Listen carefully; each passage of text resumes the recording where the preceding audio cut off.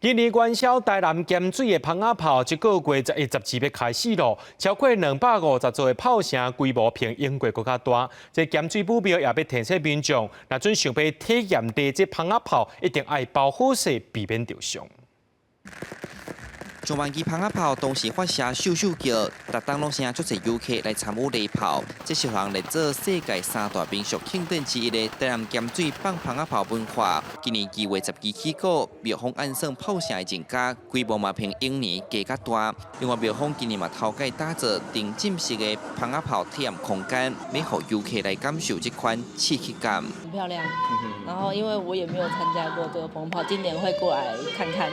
所有来参加的炮声吼，已经登记上少吼，会超过去年的规模，会愈来愈大，差不多超过250座以上啦。所以真有好看头。即摆咸水地区大街小巷拢通看到大家当咧做炮声，有庙是以太子爷造型来做设计。在地人讲，今年定咧地动，这回炮声嘛加贴较悬，就希望祈求规年冬天拢平安顺遂。今年大小拔较悬，就是大家讲。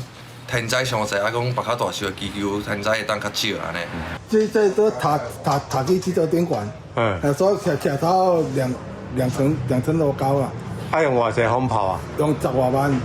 比方讲，咸水蜂炮民俗对有瘟疫迄阵就开始，到达200多档的历史。参与民俗活动虽然新鲜，毋过安全嘛要注意。根据统计，去年就6个人受伤，消防局嘛特别呼吁乡亲爱全副武装，而炮声爱有5公尺远，安全上重要。